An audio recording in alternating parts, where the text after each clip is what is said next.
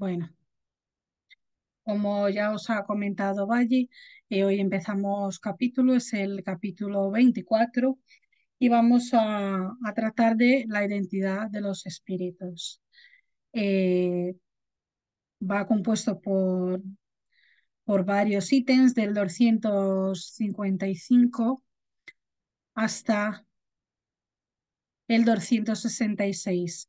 En una parte vamos a hablar de las posibles pruebas de la identidad de los espíritus y en otra parte vamos a hablar de la distinción de los buenos y de los malos espíritus. Eh, lo que nos vienen a traer en, en este primer ítem eh, es una información muy importante y lo que nos trae es que eh, la cuestión de que la identidad de los espíritus al final es un problema práctico para el espiritismo y nos va a hablar de esa importancia de la identidad de los espíritus. Y nos viene a decir que esa cuestión de la identidad de los espíritus es un tema controvertido y que junto con el tema de la obsesión es una de las grandes dificultades del espiritismo práctico. Y nos viene a decir que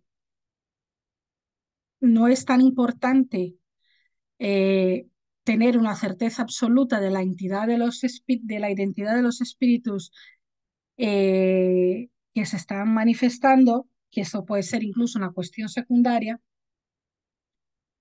y sin una importancia real. Y más adelante nos va a ir desarrollando esa idea, ¿no? Del por qué esa identidad es relativamente secundaria, ¿no? Y nos va a decir que nos va a hablar aquí en este caso, por ejemplo, de la identidad del espíritu de los personajes antiguos. Nos va a decir que es la más difícil de comprobar y muchas veces imposible, concretándonos a la apreciación puramente moral. Se juzga a los espíritus como a los hombres por su lenguaje. Más adelante nos van a ir profundizando más sobre eso, ¿no? Que es mucho más importante eh, el calado moral del espíritu que se está manifestando que realmente su identidad y que los personajes antiguos, al estar distantes en el tiempo de lo que estamos viviendo nosotros ahora, son más complicados de conseguir comprobar su identidad. Y aquí nos va a decir, por ejemplo, si un espíritu se presenta bajo el nombre de Fenelón y dice trivialidades o puerilidades, es muy cierto que no puede ser él. Pero si dice cosas dignas del carácter de Fenelón y que éste mismo no desmintiera, hay en este caso, si no una prueba material, al menos toda la probabilidad moral de que pueda ser él. Sobre todo en el caso de la identidad real, es una cuestión accesoria. Desde el momento que el espíritu solo dice cosas buenas, poco importa el nombre que se les da. Se objetará sin duda que el espíritu que tomase un nombre supuesto, aun cuando fuese para decir cosas buenas, no por eso dejaría de cometer un fraude. Y en tal caso no puede ser un espíritu bueno. Aquí es donde hay matices delicados bastante difíciles de comprender y que trataremos de desarrollar. Entonces, vamos a ver más adelante eh, respecto de eso, ¿no? Si eso no es un fraude, que un espíritu se haga pasar por otro. Y nos dice que a medida que los espíritus se van purificando y se elevan en la jerarquía, los caracteres distintivos de su personalidad se borran. De cierto modo, en la uniformidad de perfección y sin embargo no dejan de conservar su individualidad. Esto tiene lugar en los espíritus superiores y en los espíritus puros. Pues nos vienen a decir que en un determinado momento, según nos vamos purificando, al final, aunque conservemos nuestra identidad, nuestra personalidad, ¿no?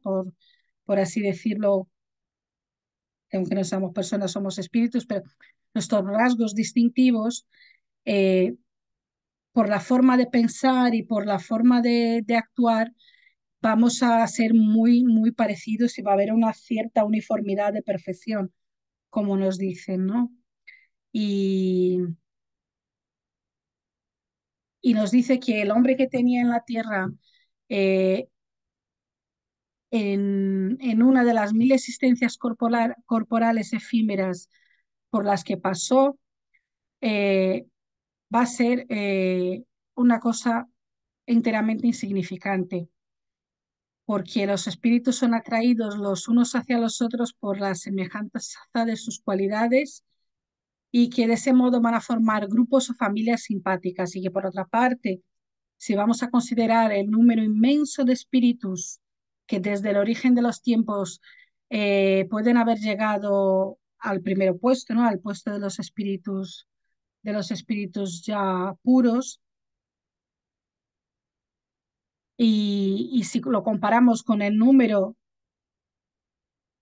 de hombres que dejaron un nombre, una personalidad destacada sobre la tierra, pues comprenderemos que entre los espíritus superiores que pueden comunicarse, la mayor parte de ellos pues no lo vamos a conocer, no van a tener un nombre reconocible para nosotros y que nosotros pues necesitamos de estos nombres para fijar nuestras ideas, ¿no? Necesitamos tomar un personaje conocido, pues alguien cuya naturaleza podamos identificar de algún modo con la nuestra.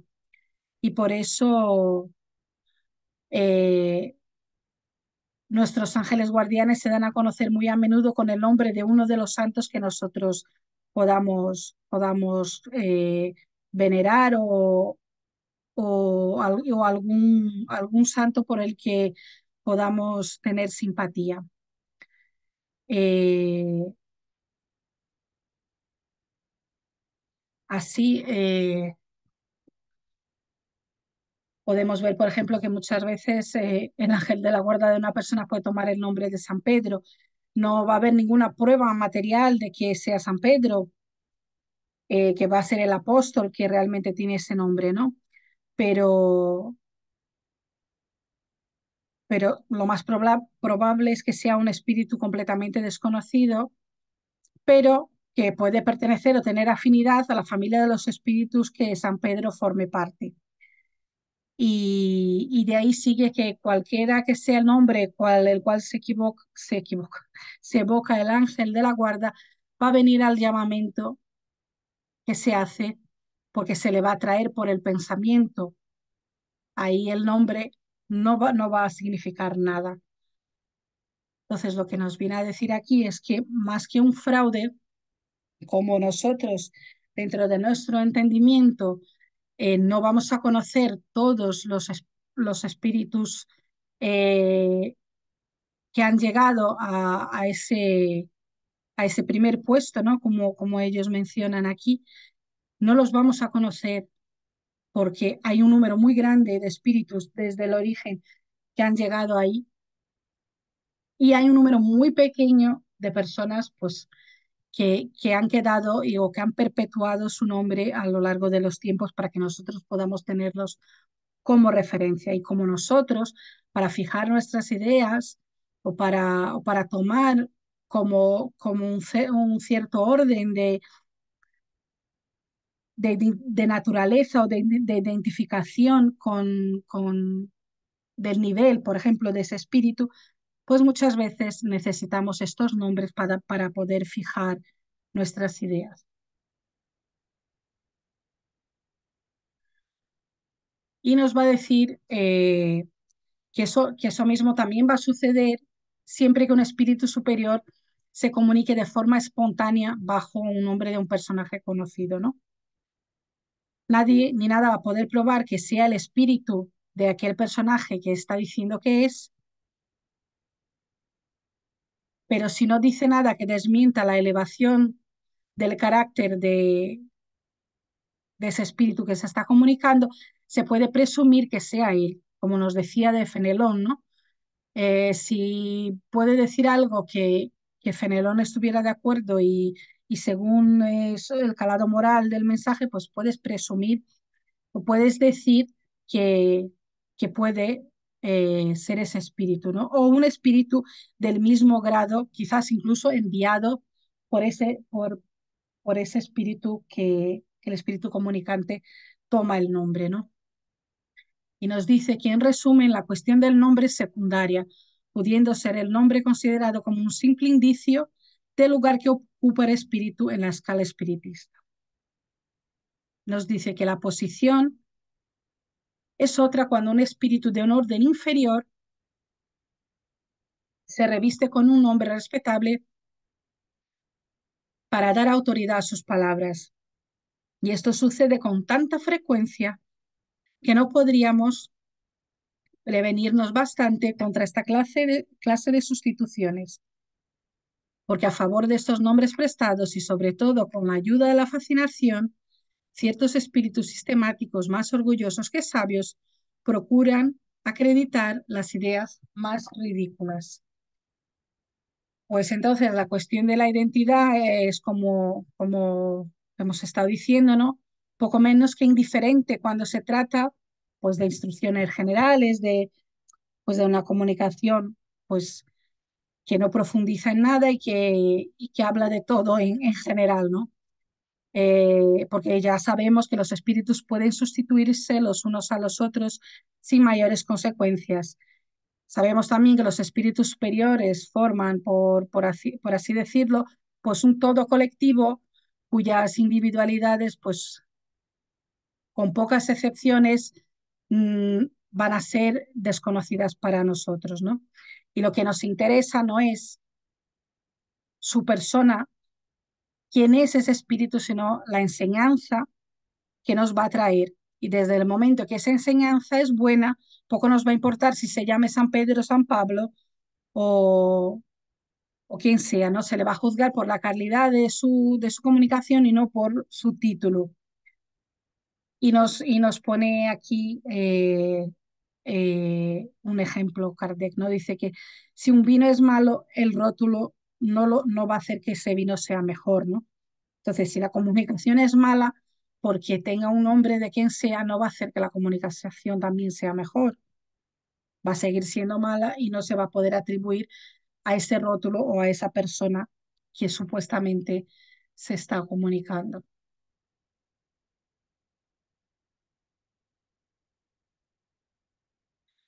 Luego en esta parte nos va a hablar de las comunicaciones íntimas. Aquí he traído una foto de Chico, esta es la película de Chico Xavier y las madres, eh, porque Chico tenía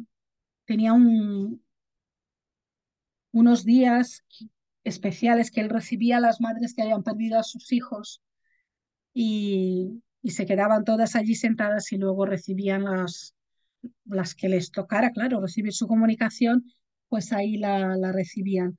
Porque luego voy a traer de la revista Espírita de enero del 58 una comunicación que viene a colación de esto, ¿no? Porque es una comunicación íntima de un espíritu que va a venir a comunicarse con su madre.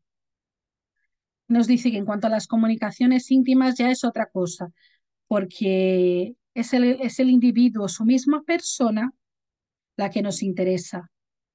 Y con razón, en este caso, procuramos asegurarnos si el espíritu que viene a nuestro llamamiento es realmente el que se desea. Es decir, en este caso especial, si la identidad nos va a importar porque queremos una comunicación de un determinado espíritu. Pues esta madre pues quería una comunicación de su hijo o de su hija, perdón, su hija de 14 años que había desencarnado. hacía unos meses, y esa madre pues quería hablar con su hija. Entonces, en este caso, la identidad pues es todo, porque el mensaje pues va a ser, en este caso, secundario, ¿no? Y en la primera sesión estaban la madre, la medium y, y la madre dice, sí, que en nombre de Dios Todopoderoso, Espíritu Julie, mi hija querida, te ruego que vengas si Dios te lo permite. Y Julie, la hija, dice, mamá, estoy aquí. Y ella pregunta, ¿sois realmente vos, hija mía? Quien me responde, ¿cómo puedo saber que sois vos? Y la hija contesta, Lili, que era el sobrenombre, el mote familiar que su madre utilizaba para hablar con ella. Y dice, mamá, ¿por qué os afligís? Soy feliz, muy feliz, no sufro, mas te veo siempre. Y la madre dice, pues yo no te veo, ¿dónde estás? Y ella dice que está a su lado, que tiene su mano sobre la de la señora, que era la medium, ¿no? Para hacerle escribir lo que te digo. Mira mi escritura. Eso va a venir a colación también lo que vamos a ver más adelante. Y en efecto, la letra de la medium era la letra de la hija porque el espíritu de Julie tenía la mano sobre la mano de la señora. Sabemos que hay varios tipos de escritura, de psicografía, ¿no? En ese caso, ella estaba actuando sobre la mano de la señora. Y la madre entonces la pregunta si ella tenía un cuerpo. Y ella intenta explicar a la madre pues que no tenía ya un cuerpo como tal, que ya no sufría tanto, pero que dice la madre que no sufra más porque aprovechar ese momento de poder hablar con ella, ¿no? Y bueno, se comunican la madre y la hija y hablan de sus cosas, y durante esa conversación eh, la hija va dando pruebas de su identidad a lo largo de la conversación, ¿no? Y la madre y la hija dice que su madre ya la ha visto a menudo en sus sueños. Y la madre dice que sí, que la vio en sus sueños, pero creía que era un efecto pues de la imaginación o que era un recuerdo, y dijo que era ella y que tenía que decirle muchas cosas y que desconfiara del Señor, que él no era sincero. Y ese Señor era conocido solamente por la madre, y, y a través de ahí ella daba otra prueba de identidad. Y dice la madre que qué puede hacer contra mí este Señor.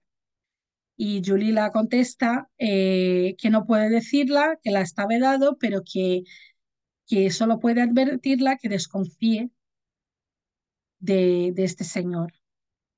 Y empieza a hablar de su madre un poco de que ella no es perfecta, que sus siguientes existencias van a ser mucho más felices, pues va hablando, ¿no?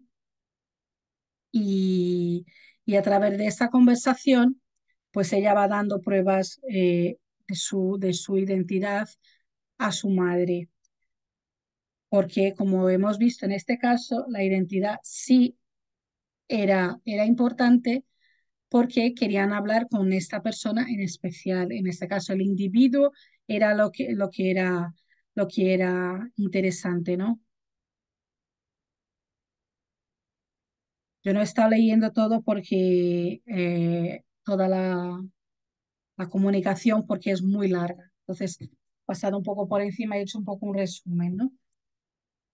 Pues aquí en el ítem 257 lo que no, nos van a traer, eh, nos van a hablar un poco eh, a raíz de lo que nos han dicho de los espíritus antiguos, que era muy difícil, mucho más difícil, ¿no?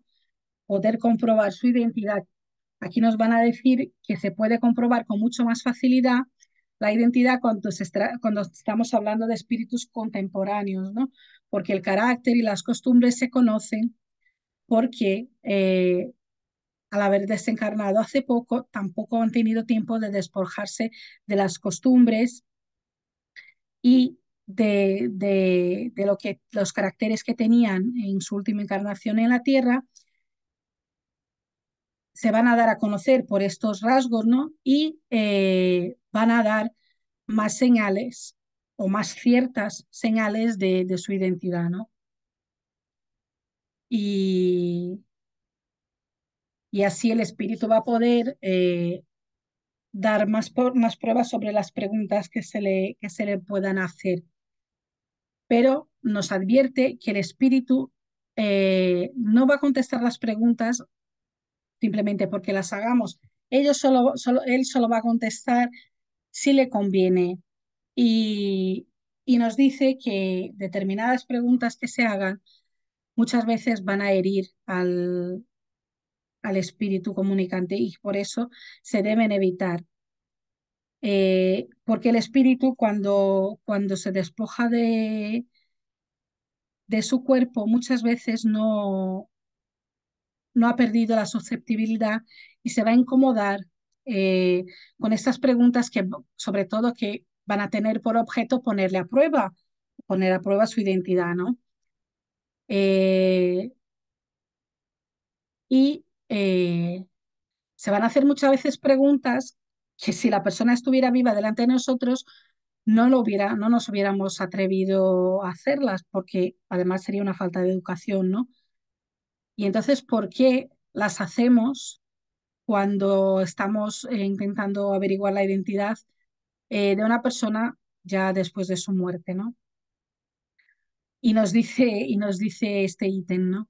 Si un hombre se presenta en un salón diciendo su nombre, se le irá a decir a quemarropa que pruebe que es tal, exhibiendo sus títulos bajo el pretexto de que es un impostor. Este hombre tendría seguramente el derecho de recordar al preguntador las reglas de la buena educación, ¿no? Y esto es un poco lo que nos van a hacer los espíritus, que no nos van a contestar o muchas veces se van a retirar. Y nos dice, pongamos un ejemplo por comparación, supongamos que el astrónomo Arago, cuando vivía, se hubiese presentado en una casa que no le conocieran y que se le requiriera de este modo, ¿no? Decís que sois Arago, pero como nos conocemos, hacednos el favor de probárnoslo contestando a nuestras preguntas. Y le ponen un problema de astronomía, luego le preguntan el nombre de sus hijos, le preguntan qué hizo, es decir, qué hubiera contestado ese espíritu, ¿no? Pues el espíritu hará, siendo espíritu, lo que hubiera hecho si estuviera encarnado, ¿no? Y los otros espíritus pues hacen lo mismo ante estas preguntas súper incómodas, ¿no? Y, y aquí os voy a traer a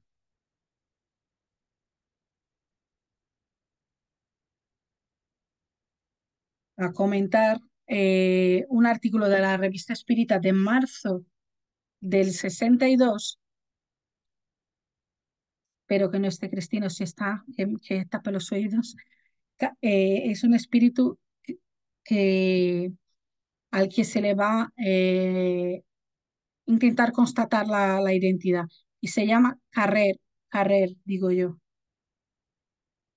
Es en francés, digo yo, que se dice así. La identidad de los espíritus eh, que se manifiestan, pues ya hemos dicho antes, ¿no? Es una de las dificultades del espiritismo y que los medios que tenemos para verificarla, estas preguntas, ¿no?, que hemos estado diciendo, pues muchas veces nos van a traer resultados negativos. Y entonces, en ese sentido, las mejores pruebas van a ser aquellas que van a nacer de la espontaneidad de la comunicación, ¿no? Cuando a lo largo de la comunicación el propio espíritu va diciendo cosas que le caracterizan y que vamos a poder constatar y, y saber quién es, ¿no? Y,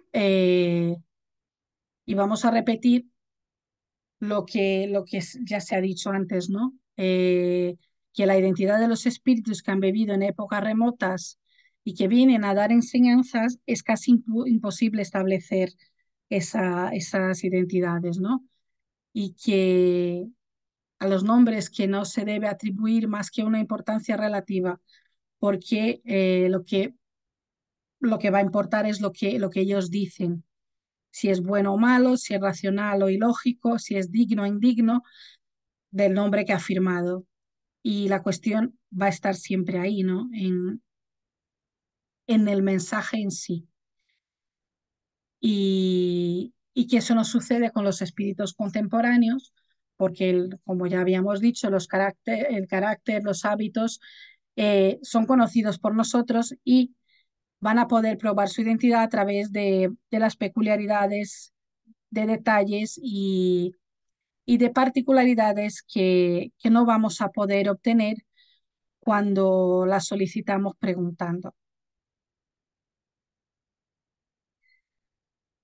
Y entonces, aquí en esta comunicación va a aparecer una carta en Burdeos, 25 de enero del 62. Mi querido señor Kardec, sabéis que tenemos el hábito de someteros todos nuestros trabajos confiando plenamente en vuestras luces y vuestra experiencia para apreciarlos.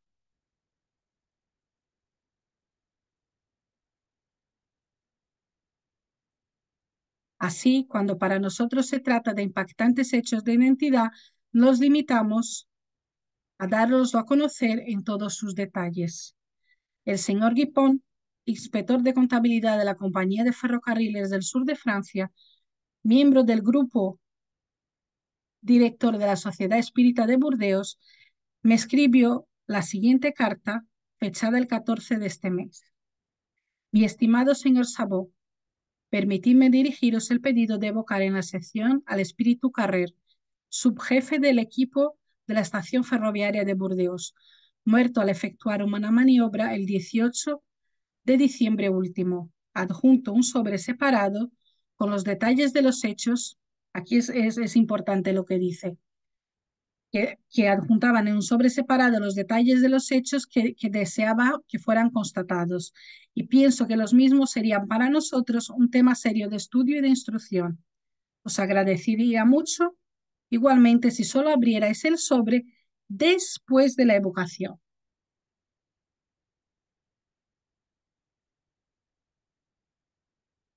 Y el mismo 18, el día 18 de este mismo mes, en la reunión con una decena de personas honorables de la ciudad, hicieron la evocación.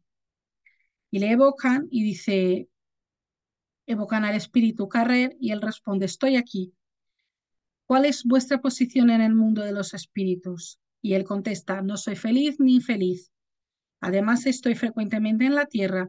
Me muestro a alguien que no está muy contento de verme. ¿Con qué objetivos manifestáis a esta persona? Como veis, yo iba a morir. Yo tenía miedo y tenían miedo de mí. En todas partes buscaban un crucifijo con la imagen del Cristo para ayudarme a transponer la difícil travesía de la vida hacia la muerte. Y la persona a quien me muestro tenía un crucifijo, pero se rehusó a prestarlo a fin de ponerlo sobre mis labios moribundos y después para colocarlo entre mis manos como un testimonio de paz y de amor. Pues bien, ahora tendrá que verme por mucho tiempo alrededor del Cristo. Ahí me verá siempre. Ya me voy, me siento mal aquí, dejadme partir. Adiós. Inmediatamente después de esta evocación, abrí el sobre sellado que contenía los siguientes detalles. Por ocasión de la muerte del señor Carrer, subjefe del equipo de Burdeos, muerto el 18 de diciembre último, el señor Butte, jefe de la estación ferroviaria, hizo transportar el cuerpo a la estación de pasajeros y ordenó a un hombre de su equipo que fuese a su domicilio para pedir a su mujer, la señora Butte, un crucifijo a fin de colocarlo en el cadáver. Esta señora respondió que el crucifijo estaba roto, alegando entonces que no podía prestarlo. El 10 de enero del corriente, la señora Butte confesó a su marido que el crucifijo se hallaba es que el crucifijo que ella se había rehusado a prestar no estaba roto y que no quiso prestarlo para no tener que sentir después las emociones ocasionadas por semejante accidente. Luego a ella agregó que jamás le usaría nada a un muerto y explicó estas palabras. Durante toda la noche de la muerte de aquel hombre, él permaneció visible a mí. Lo vi mucho tiempo colocado alrededor de Cristo y después a su lado. Eh, Esta señora, que nunca había visto ni escuchado hablar de este hombre, del señor Carrer, lo describió con tanta exactitud a su marido que éste lo reconoció como si hubiera estado presente. Además, no es la primera vez que ella ve a los espíritus en estado de vigilia. Entre tanto, un hecho notable es que el espíritu Carrer la impresionó fuertemente, lo que no le sucedía al ver a otros espíritus.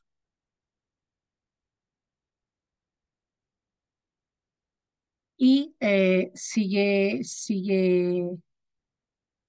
la carta del señor Sabó.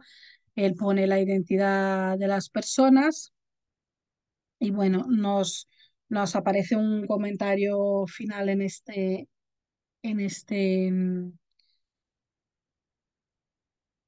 este reportaje de la revista Espírita, que dice que, como de costumbre, no faltarán incrédulos que atribuían este hecho a la imaginación de la señora Vité cuando decía que veía al espíritu Carrer. Pero ahí había muchas pruebas de su identidad, tanto de la identidad del espíritu cuando se manifestó, porque hablaba todo lo que relató luego la señora respecto de ese crucifijo, y la identidad del espíritu que se manifestó a la señora o que se hizo visible a la señora, porque cuando ella describe a su marido, la persona que estuvo viendo, pues con la descripción el señor claramente pudo decir que era el señor que había fallecido y que ella había rehusado prestarle el crucifijo.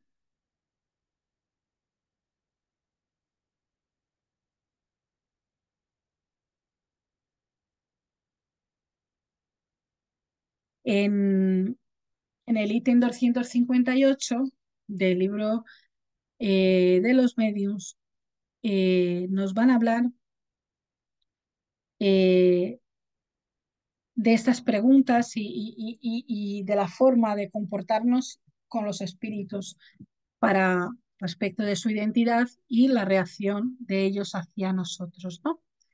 Dice que mientras que los espíritus se niegan a contestar preguntas pueriles y descabelladas, que se hubiera tenido reparo en hacerlos cuando vivían, como ya hemos dicho anteriormente, ellos mismos dan a menudo y de forma espontánea pruebas irrefutables de su identidad, por su carácter, por su lenguaje, por el empleo de las palabras que le eran familiares, por citar diferentes hechos particulares de su vida y algunas veces son incluso desconocidos de los asistentes, pero que se pueden cotejar y probar con exactitud. Eh, Además, cuando se está buscando pruebas de identidad de los espíritus comunicantes, muchas veces resaltan circunstancias imprevistas y que muchas veces en un primer golpe de vista no conseguimos ver, pero continuando la conversación, pues se van presentando. Y que conviene esperar estas pruebas sin provocarlas, porque como hemos dicho, estos espíritus van a seguir conservando su susceptibilidad y sin provocarlas, pues esperamos, observamos con cuidado la conversación y lo que se puede desprender de esas comunicaciones. Eh, en la revista Espírita de noviembre del 1860 eh, van a hablar de Homero. Eh, Y dice que hace bastante tiempo estamos en contacto con dos mediums de Sens tan distinguidos por sus facultades como dignos de recomendación por su modestia, devoción y pureza de intenciones. Evitaríamos decir eso si no pusiéramos que son inaccesibles al orgullo, ese escollo de tantos mediums contra el cual se han quebrado tantas facultades prometedoras. Que es una cualidad bastante rara y que merece ser señalada, que se han podido asegurar personalmente sobre las simpatías que estos dos mediums gozan entre los espíritus buenos y que ellos no lo utilizan para prevalecerse de ello, no se creen únicos intérpretes de la verdad, no se dejan deslumbrar por los nombres imponentes que se comunican, aceptan con humildad y prudencia esas comunicaciones que reciben, sobre todo con prudencia, y la someten siempre, siempre al control de la razón, que es algo también muy importante. Y el único medio de disuadir los espíritus embusteros están siempre al acecho de las personas que puedan estar dispuestas a aceptar lo que venga del mundo de los espíritus, eh, desde que venga suscrito por un hombre respetable. Además, estos dos medios nos dicen que nunca han recibido comunicaciones frívolas, ni triviales, ni groseras, ni ridículas, y que jamás espíritu alguno intentó inculcarles ideas excéntricas o imponerles como regulador absoluto. Y que aún más prueba todo a favor de los espíritus que les asisten, son los sentimientos de real benevolencia, caridad, que estos espíritus inspiran a sus protegidos. Tal es la impresión que nos ha quedado de lo que hemos visto, que estamos felices en proclamar. Eh, También nos dicen que el interés de la conservación y el perfeccionamiento de su facultad mediúnica, que ellos hacen votos para que ellos jamás caigan en el error de ciertos mediums de creerse infalibles. Y nos advierten que no hay ninguno que pueda jactarse de nunca haber sido engañado. Las mejores intenciones no siempre son la garantía de ello, y a menudo son una prueba para ejercitar el discernimiento y la perspicacia, pero con relación a aquellos que tienen la infelicidad de creerse infalibles. Los espíritus embusteros son muy sagaces y, para no dejar de sacar provecho de esto, hacen lo que hacen los hombres, explotan todas las debilidades del medium que quieran engañar, ¿no? En el número de las comunicaciones que estos señores han dirigido a la Sociedad Espírita de París, eh, había una carta firmada o una comunicación firmada por Homero.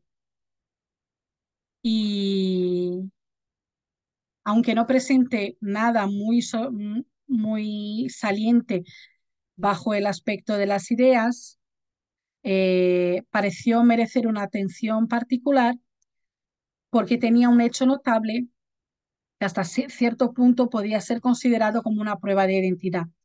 Esta comunicación había sido obtenida de forma espontánea, y ningún medium en ese momento estaba pensando en el poeta griego,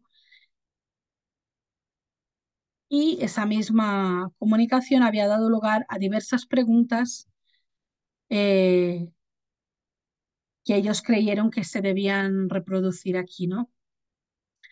Y nos ponen: entonces un día el medium escribió lo siguiente sin saber quién se lo dictaba: Dios mío, cuán profundos son vuestros designios y cuán impenetrables vuestras miras.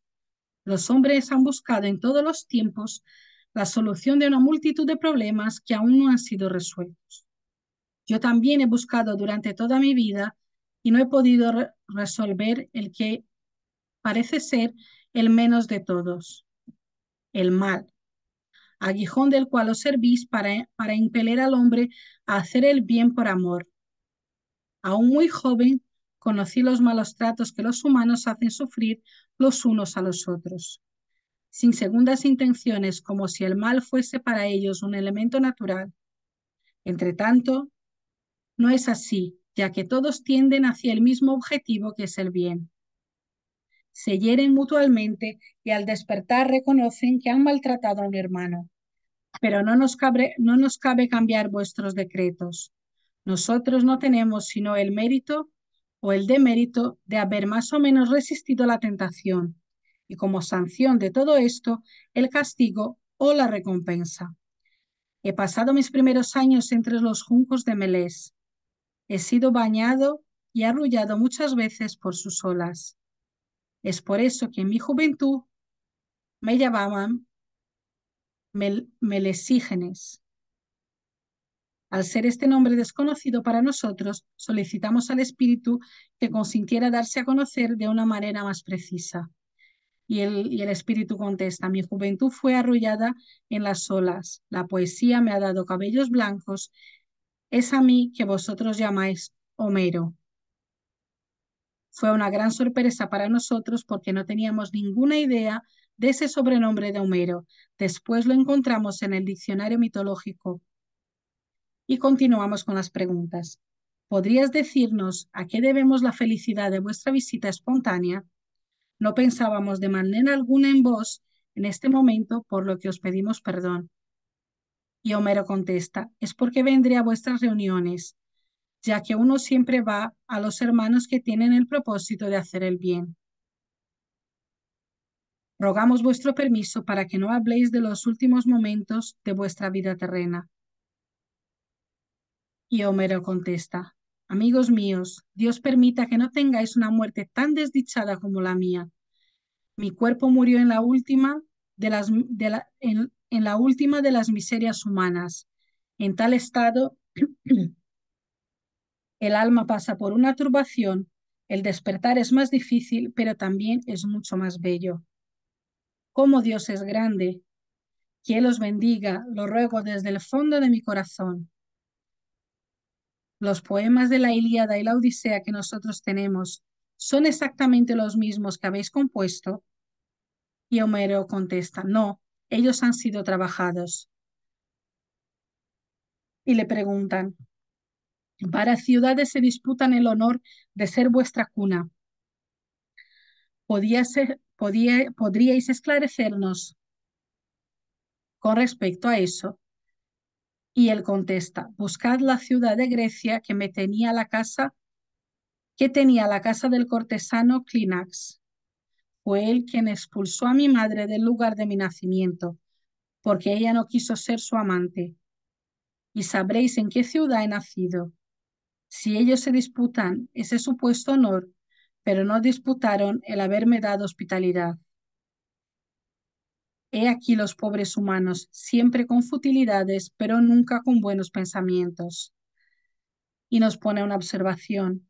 El hecho más saliente de esta comunicación es el de la revelación del sobrenombre de Homero, y es tanto más notable porque ambos médiums, que reconocen y deploran la insuficiencia de su propia educación, lo que los obliga a vivir del trabajo manual, no podían tener la más mínima idea al respecto. Y aún menos se puede atribuir a ningún reflejo del pensamiento, puesto que en ese momento ellos estaban solos. Con referencia a esto haremos otra observación. Está probado para todo espírita, por menos experimentado que él sea, que si alguien supiera el sobrenombre de Homero y en una evocación le pidiese para revelarlo como prueba de identidad, no lo habría obtenido. Si las comunicaciones solamente fuesen un reflejo del pensamiento, ¿cómo es que el propio espíritu dice aquello que ignoramos? ¿Cómo no diría el espíritu aquello que sabemos? Es que él también tiene su dignidad y su susceptibilidad, y quiere probar que no está a las órdenes del primer curioso que llega. Las pruebas de identidad dadas espontáneamente por los espíritus son siempre las mejores.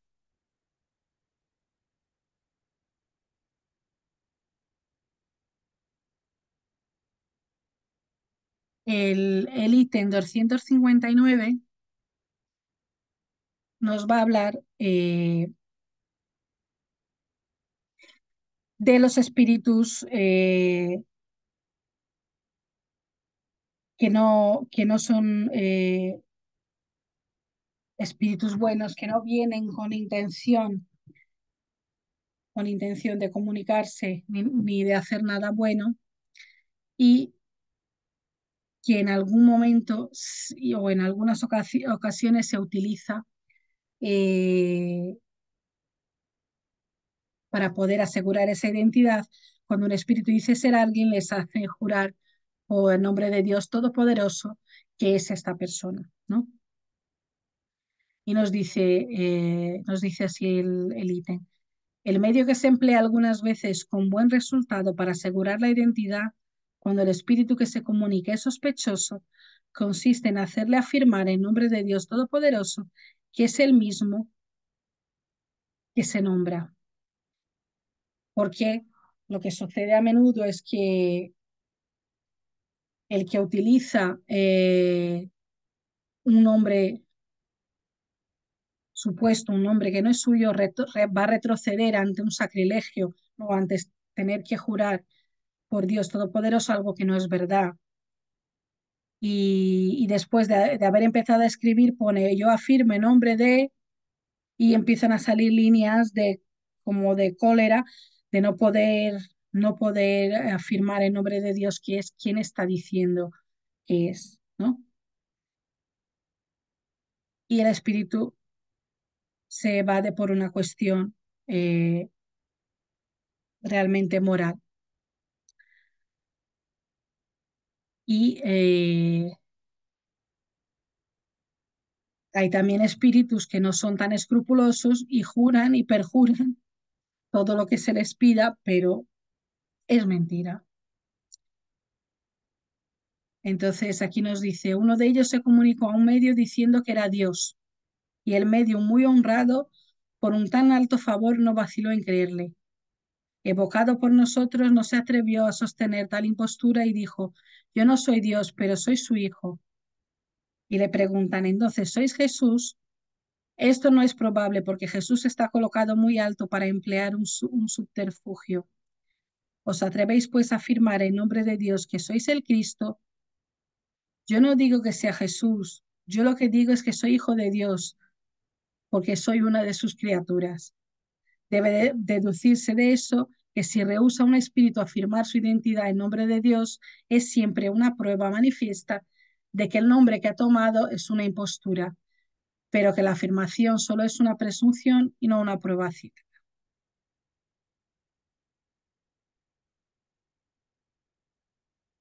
El ítem 260 nos va a hablar de algo que ya hemos visto en la comunicación eh, de Julie a su madre, que es la prueba de identidad a través de la semejanza de la escritura o de la firma, pero que es algo que no se puede conseguir eh, por todos los medios, ese resultado,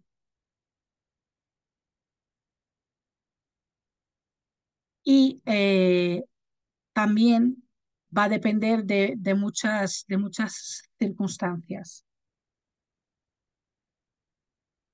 Por ejemplo, para los que se atreven a jurar a Dios en falso o falsificar una firma, un signo material, cualquiera que sea, no puede ofrecerles mayor obstáculo. La mejor de todas las pruebas de identidad está en el lenguaje y en las circunstancias casuales. Es decir, nos están afirmando que aún que podamos utilizar la semejanza de la escritura, que al final lo que nos vienen a decir que todas las señales materiales eh, van a poder ser imitables por los espíritus mentirosos. Que no, por más que la escritura sea parecida o la firma, tiene que ir acompañado de otras señales materiales para poder eh, tener una presunción de identidad. Porque al final nos concluyen que la mejor de todas las pruebas está en el lenguaje y en las circunstancias casuales. Nos va a hablar el libro de los medios mismo en, en el ítem 219 sobre el cambio de escritura. Y nos va a decir que el cambio de escritura, según los espíritus que se comunican, es un fenómeno muy común entre los mediums escribientes. Lo más notable es que la misma escritura se produce constantemente con el mismo espíritu y a veces es idéntica a la que tenía cuando vivía. Veremos más adelante las consecuencias de esto se pueden deducir en cuanto a la identidad. El cambio de escritura no tiene lugar sino en los médicos mecánicos o semimecánicos, porque en ellos el movimiento de la mano es involuntario y dirigido por el espíritu. No sucede lo mismo con los medios puramente intuitivos, atendiendo que que en este caso el espíritu obra únicamente sobre el pensamiento y la mano es dirigida por la voluntad como en las circunstancias ordinarias. Pero la uniformidad de la escritura, aun en un medio mecánico, no prueba absolutamente nada contra su facultad, no siendo el cambio una condición absoluta en la manifestación de los espíritus. Corresponde a una aptitud especial de la que los medios más mecánicos no siempre están dotados. Nosotros designamos a los que tienen esta aptitud con el nombre de mediums polígrafos. Aquí lo que nos está explicando es justo lo que ocurría con el espíritu de Julie, que decía que tenía la mano sobre la señora que era la medium y que su madre así podía apreciar la letra que era como la suya, como cuando ella vivía.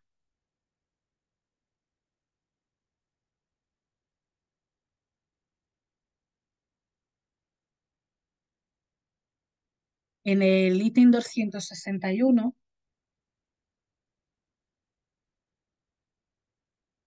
nos va a hablar que podemos decir que si un espíritu puede imitar una firma, del mismo modo puede imitar un lenguaje. Bueno, esto en parte es verdad, que los espíritus pueden, por ejemplo, tomar el nombre de Jesucristo, empezar a soltar cosas del Evangelio, eh, a decir cosas conocidas sobre el Evangelio, pero cuando vamos rascando en el fondo de los pensamientos y de lo que va asociado o accesorio a, a lo que ellos saben que eran palabras de Jesús, vamos a ver eh, algunas expresiones que no van a acompañar la altura del mensaje de Jesús. Vamos a ver recomendaciones pueriles, ridículas y, eh, y de alguna forma se va a dejar ver eh, que realmente se está intentando engañar respecto de la identidad y nos comenta aquí que hubiera sido necesario estar fascinado realmente para poder dejarse engañar, ¿no? Que ciertas partes de la forma material del lenguaje podemos imitar, pero lo que no conseguimos imitar es el pensamiento, porque jamás la ignorancia va a poder imitar el saber verdadero, eh, nunca el vicio va a poder imitar la verdadera virtud. Siempre en medio de esa comunicación va a aparecer algo que nos va a chocar, que nos va a llamar la atención y nos va a, a chirriar, ¿no? Y es por eso que el medium tiene la necesidad de tener perspicacia, tener criterio para saber distinguir la verdad de la mentira, ¿no?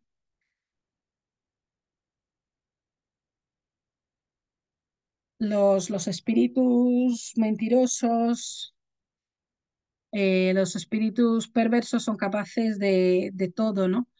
Para, para poder sembrar la desconfianza, para manifestarse y conseguir engañar a un medio. Y, y aquí nos dicen, ¿no? ¿Cuántos mediums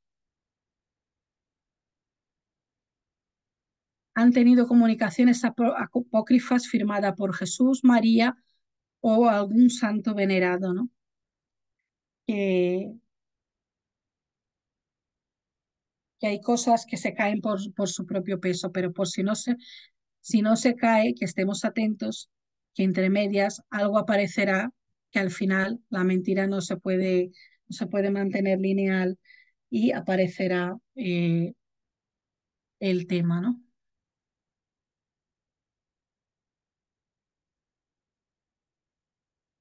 He traído también otro tema de la revista Espírita de enero del 63 sobre la identidad de un espíritu encarnado. El espíritu que se comunica es el espíritu de la mujer, de la esposa viva del señor Delan. Eh, la esposa del señor Delan está viva, él se fue de viaje y ella se quedó en París. Y entonces nos dice, el pasado 11 de diciembre, estando en Lille, evoqué al espíritu de mi esposa a las 11:30 de la noche y me dijo que uno de sus parientes por casualidad se había acostado con ella. Este hecho me dejó en duda, no creyendo lo posible, cuando 2 días después recibí una carta de ella confirmando la realidad de la cosa. Te envío nuestra entrevista, aunque no es nada especial, sino que ofrece una clara prueba de identidad.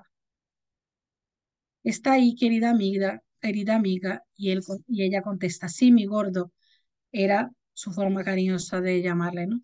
¿Puedes ver los objetos a mi alrededor? Y ella contesta, puedo verlos claramente.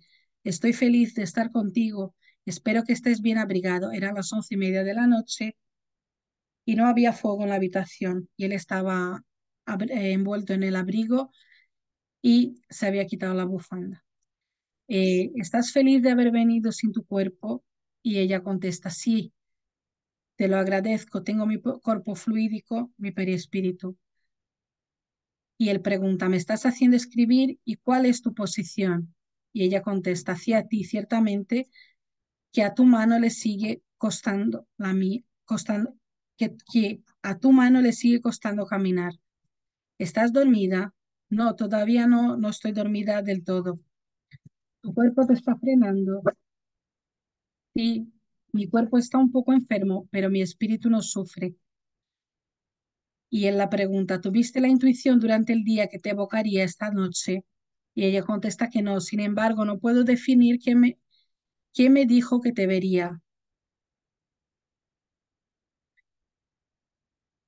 ¿Puedes ver mi perispíritu? No, solo puedo distinguir tu cuerpo material. ¿Te sientes libre y mejor que con tu cuerpo? Y ella contesta que sí, que ya no sufre.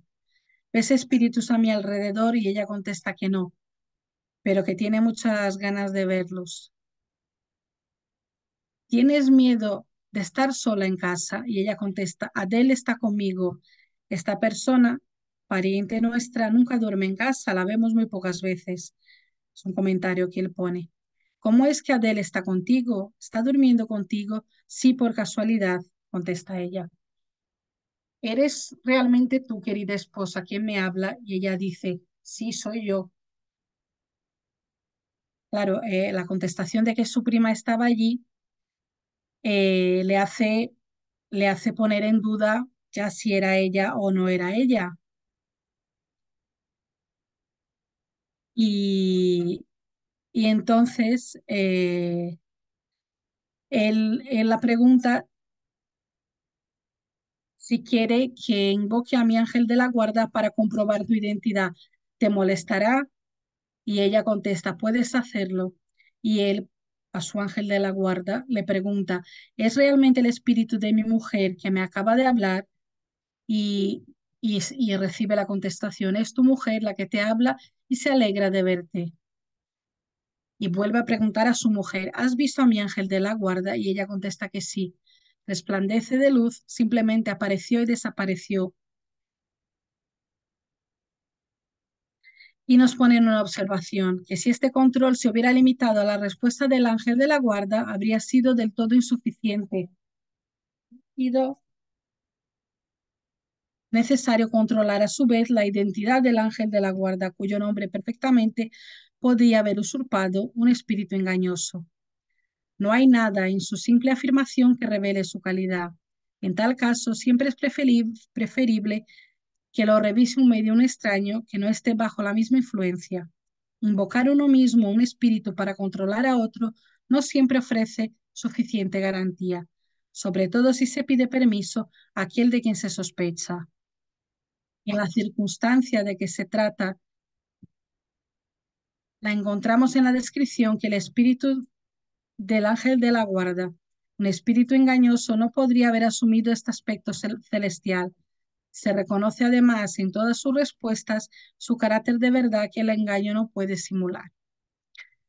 Entonces, aquí lo que dice es que había un doble control, lo que afirmaba el ángel de la guarda y lo mismo que decía ella. Y luego, posteriormente, la carta que recibió él de su mujer diciendo que su prima había estado durmiendo en su casa y su mujer, cuando ve el ángel de la guarda, dice pues que tenía características de un ser luminoso. Ahora vamos a pasar a la segunda parte que nos va a hablar de la distinción de los buenos y de los malos espíritus. Y nos va a decir que si la identidad absoluta de los espíritus es en muchos casos una cuestión accesoria y sin importancia, no va a suceder lo mismo con la distinción de los buenos o malos espíritus. Su individualidad puede sernos indiferente, pero su cualidad no lo es jamás. En todas las comunicaciones instructivas es en donde debe concentrarse más la atención, porque esta sola es la que puede darnos la medida de la confianza que debemos tener con el espíritu que se manifiesta, cualquiera que sea el nombre que tome. Es decir, si nos tenemos que centrar en el mensaje y el mensaje es bueno, la identidad no es importante, pero sí eh, lo que tenemos que distinguir si este espíritu es bueno o malo, y eso también lo va a traer la propia comunicación, el propio lenguaje y a través de esa comunicación vamos a poder saber un poco cuál es el grado que pertenece a ese espíritu.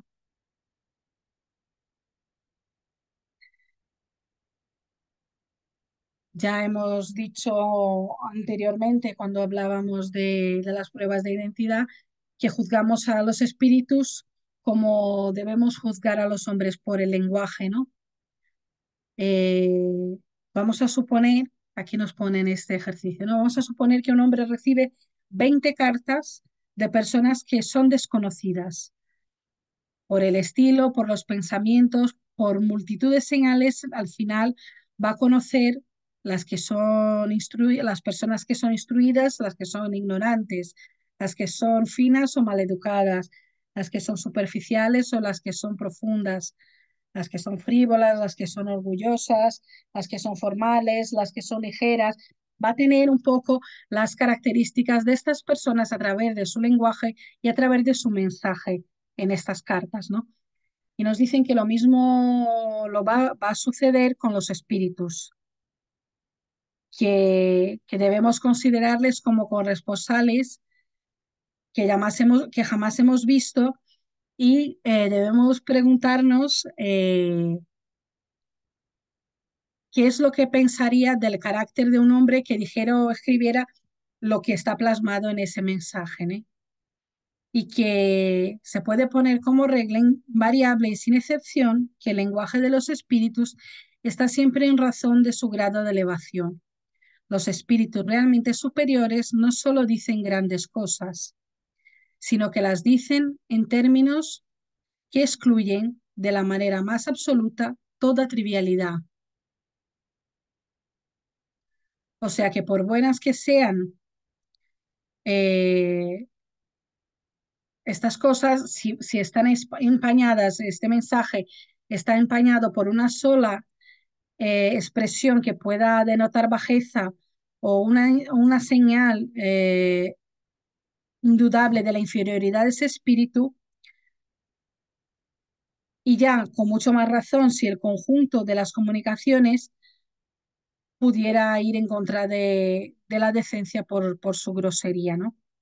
Porque al final, como nos dice este ítem, dice, el lenguaje descubre siempre su origen, sea por el pensamiento que manifiesta, sea por su forma, y aun cuando un espíritu quisiera engañarnos sobre su pretendida superioridad, basta conversar algún tiempo con él para conocerlo.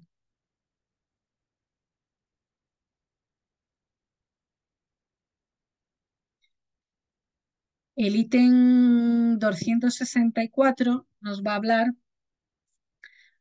que la bondad y la benevolencia son atributos esenciales de los espíritus depurados. Esos espíritus ni odian a los hombres ni odian a los espíritus, que compadecen las debilidades, que no critican los errores, y si lo hacen con moderación y con voluntad pues de enseñarnos para poder mejorar, que lo hacen sin aversión, sin animosidad, que estos espíritus buenos solo pueden querer el bien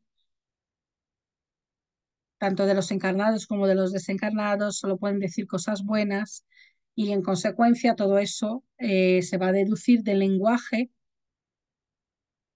de los espíritus que se manifiesten.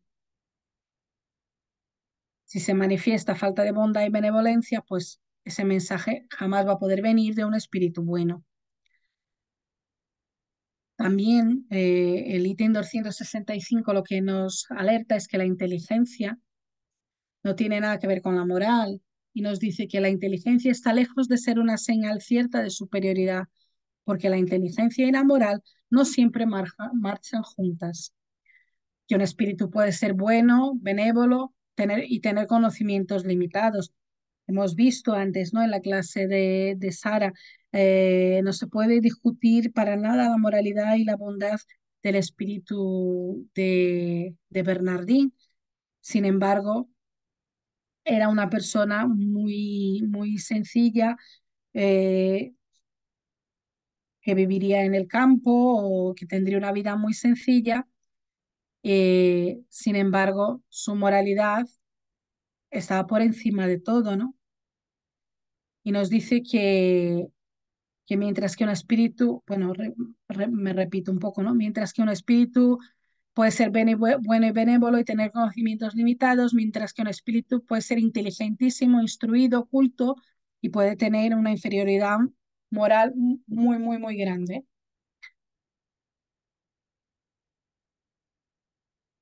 Entonces, se puede deducir con bastante generalidad que preguntado a un espíritu que, que diga que ofrezca un nombre que ha sido de una persona sabia o de una persona muy destacada en la tierra, vamos a obtener con más facilidad la verdad, porque la experiencia demuestra que los sabios, lo mismo que los otros hombres, sobre todo los que han dejado la tierra hace poco, están aún bajo el imperio de las preocupaciones de la vida corporal y que no se desprenden inmediatamente de todo aquello que estaba vinculado a su vida terrenal. Puede suceder que bajo las influencias de las ideas que tuvieron cuando vivían y que con ellas hayan podido tener un título, un nombre reconocido, eh, vean menos claro de lo que nosotros los pensamos, ¿no? Que no porque hayan sido inteligentes y notables aquí en el mundo espiritual, pues van a tener un sitio destacado, ¿no? Entonces, el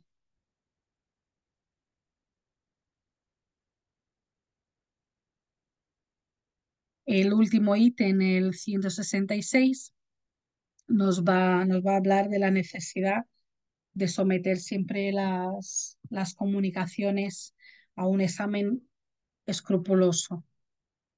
Como habíamos visto en algún otro ítem anteriormente, tienen que estar vistas siempre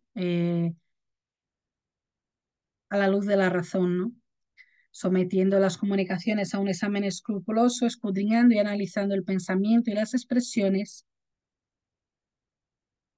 como se hace cuando se trata de juzgar una obra literaria, rechazando sin vacilar todo lo que peca por la lógica y el buen sentido, todo lo que desmiente en el carácter del espíritu que se tiene por presentado. Desanima a los espíritus falaces que acaban por retirarse, bien convencidos de que no pueden engañarnos. Este medio es el solo pero infalible porque no hay malas comunicaciones que puedan resistir a una crítica rigurosa. Los espíritus buenos nunca ofenden. Por eso, puesto que ellos mismos lo aconsejan y porque nada tienen que temer del examen, solo los malos son los que se formalizan y quieren disuadir, porque lo pierden todo y por lo mismo prueban que son. Bueno, pues hasta aquí la clase de hoy.